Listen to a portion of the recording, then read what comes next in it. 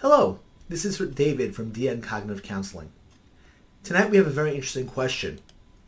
How do I talk to my children about what is going on in the world today? We're living in a world where many adults are feeling themselves on shaky ground, having nerves, anxiety. So how do I deal with that when I have to also be a parent and deal with my children? I thought I would go ahead and help by dealing with things and try to help you with some examples and helpfully to understand what you can do when it comes to you and your children. The first thing is, don't have fear when discussing coronavirus. I'm going back many, many years ago to when I was in a class about death and dying. And we were discussing about children and death. And the main crux of the professor was trying to get across to the class was how death was a very normal experience that used to take place in the home.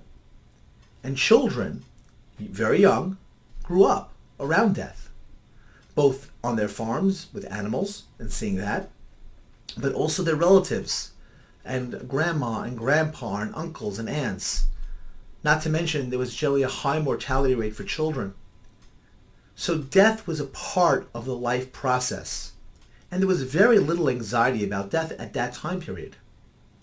While today, death is a huge issue for a lot of people with a lot of fear. Why? Where do most deaths take place? In hospitals, behind closed doors. Even when people die, the first thing they do is they cover the body. It's something we put away, we don't want to see. We become very frightened by it. And the same thing happens with children. When children are being sheltered from coronavirus or sheltered from any pandemic, the first thing is the more you shelter them, the more it breeds their anxiety. I don't know how many of you saw the movie Life is Beautiful, which was the concept of having a child who was going through the Holocaust and the father was trying to make it like it was a game. And people applauded this movie. But psychologically, it's absolutely horrible. Children are not foolish. They know the difference between a game and when somebody's being hurt. Children know when they're suffering. Children get a sense and recognize the emotional states of their parents. Putting on a fake front, pretending that you're feeling something that you're not, children will see that, feel that, and create a much more scary reaction for them because of it. It is better that you're honest with your children about the feelings. They're going to ask you questions. You may not know the answer, and that's fine. You could say, I don't know the answer. Let's see if we could find it. If they're younger children, they may say, why are we wearing masks if we go outside? And you could explain, we don't want to get sick. Because there's something around that can get us sick. And depending on the child's age, you want to be able to explain to them on their level.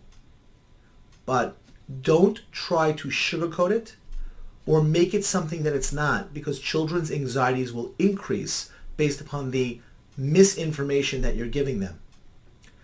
Think about what misinformation does to us when we get it.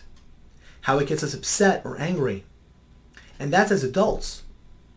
Children get worried and get scared and can make them act out emotionally.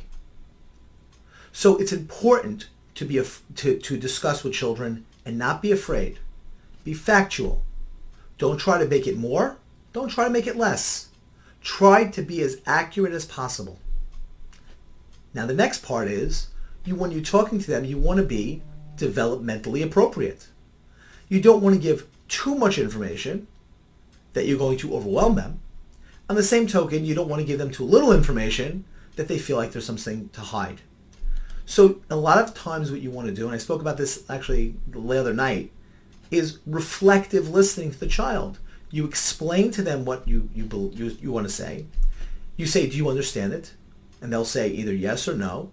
And then you can say, do you have any questions about it? It shows that you're open, that you're willing to discuss it. More often than not, the child will say, no, I'm fine, and then walk away. Because you've given them what you need. You're giving them what they need. But the aspect is as you allow them to process that, they're going to feel better and more secure. When you tell the child what's going on, again, look at their facial expression. Look at whether or not they're getting more afraid or they're becoming more relaxed. And ask them, I see that you seem to be getting a little bit nervous. Is anything I'm saying scaring you? And then talk about that. And if they're getting more relaxed, then you know what you're doing is correct. Which is important by doing this is that you're making sure that you're calm and relaxed when you're doing this. You can't be nervous and afraid yourself and be reassuring to the child if you yourself are afraid. So it's important that you share really what's going on. And it doesn't mean that you shouldn't be cautious and take precautions, but it shouldn't be a matter that you see that your child sees you as being scared to deal with this.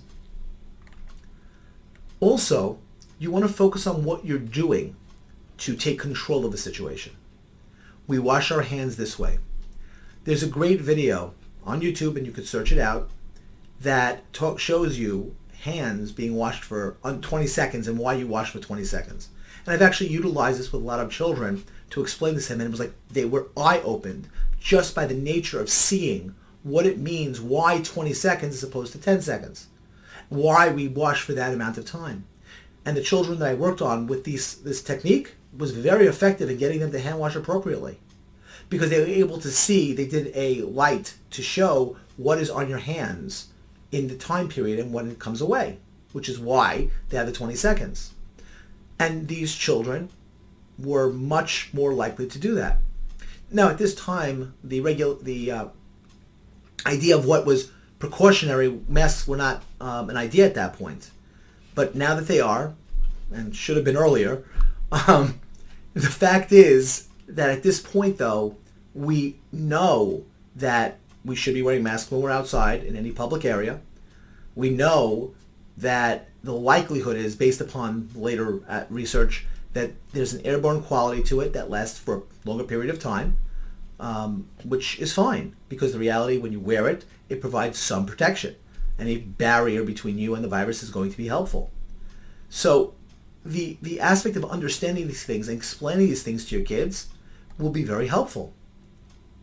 And again, children now are out of school. They're not able to see their friends.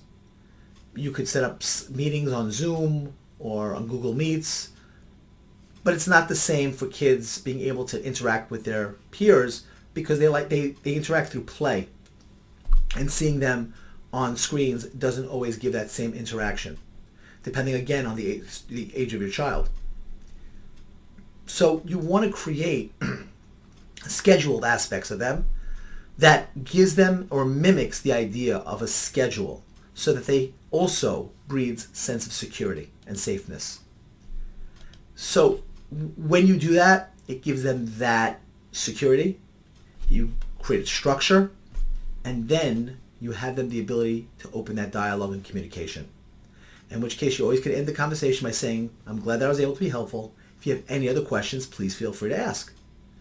And again, you want to be open to the asking of those questions, because when you do that, again, it lessens the anxiety.